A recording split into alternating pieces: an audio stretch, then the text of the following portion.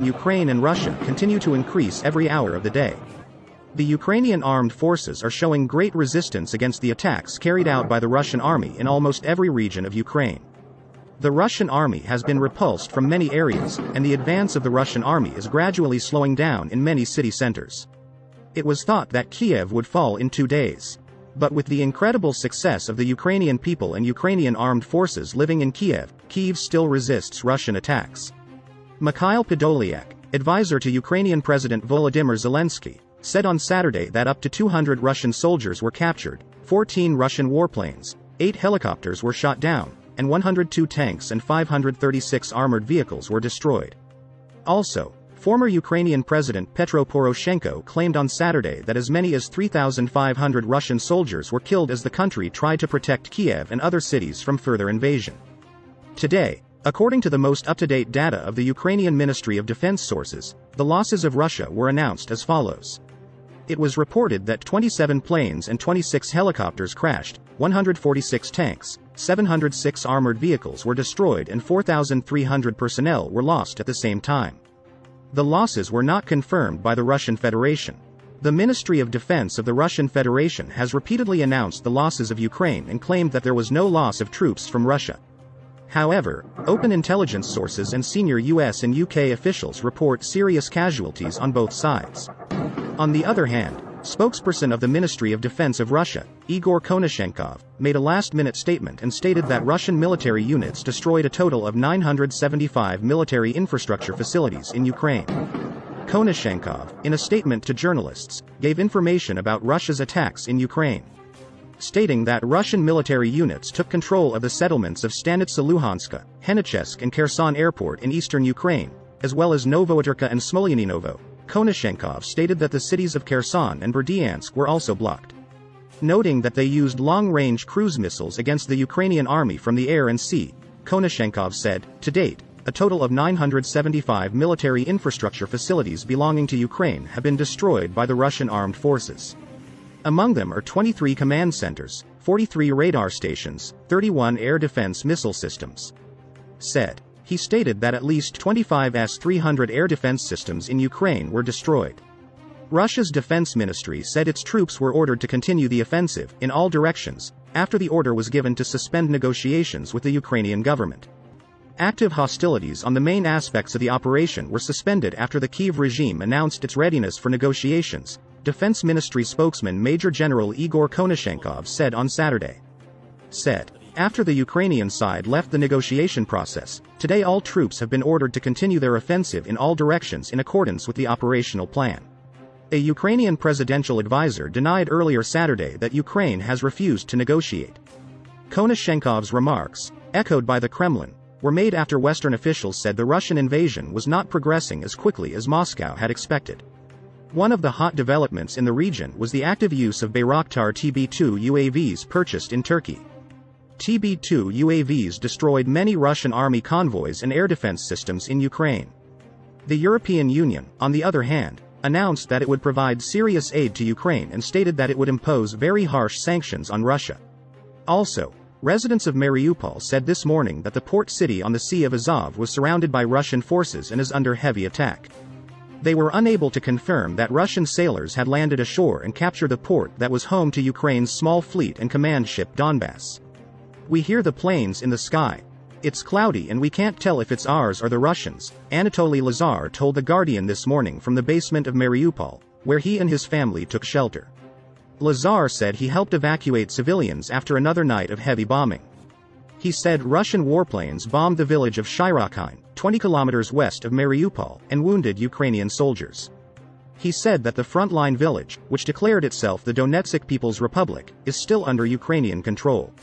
He added, "We have become the new Stalingrad. We are killing the Russians.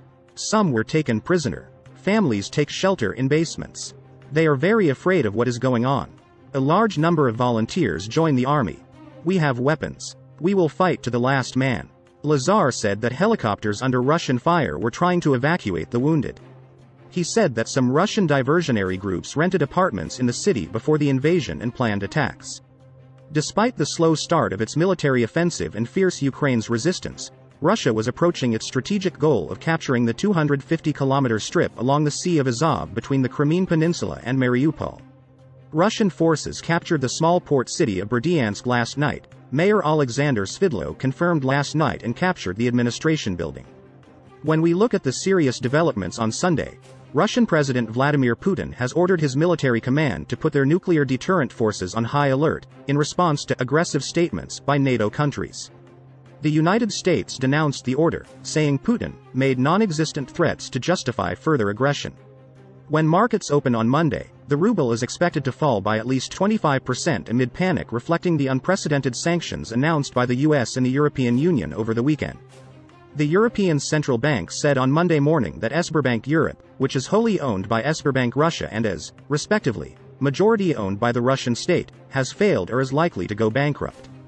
Belarus has approved a new constitution in a referendum that relinquishes the country's non-nuclear status at a time when the country has become a launching pad for Russian troops invading Ukraine, Russian news agencies reported. This move could theoretically allow Russia to deploy nuclear weapons on Belarusian soil for the first time since Russia gave up nuclear weapons after the collapse of the Soviet Union.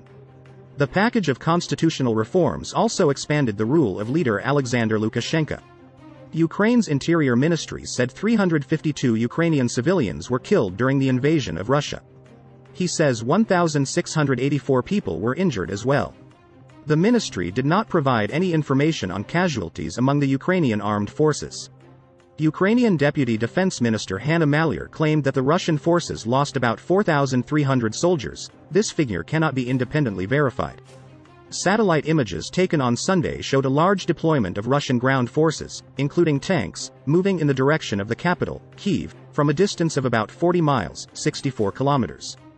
The city remains in Ukrainian hands.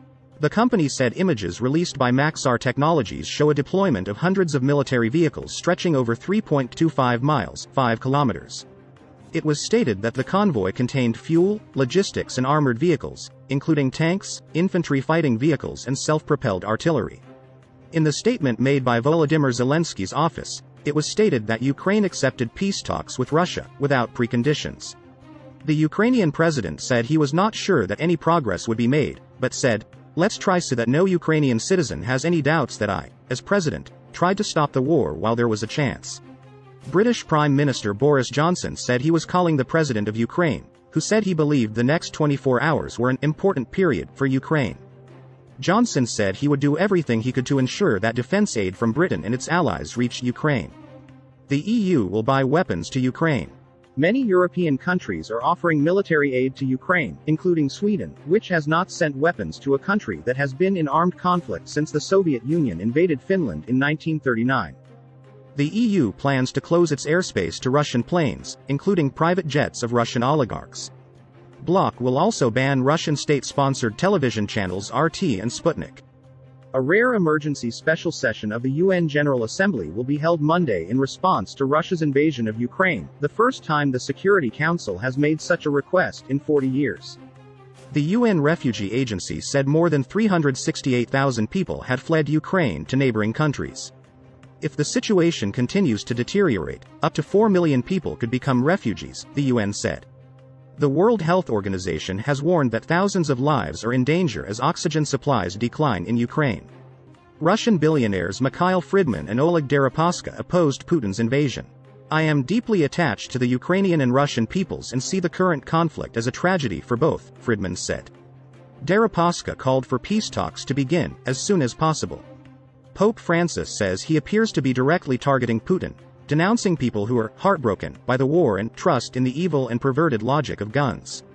The UK will send an additional £40 million in humanitarian aid to Ukraine, while the US has said it will send about $54 million, £40 million, of new humanitarian aid. An independent watchdog said Russian police detained more than 1,400 people in anti-war protests on Sunday, bringing the tally of repression arrests to over 4,000.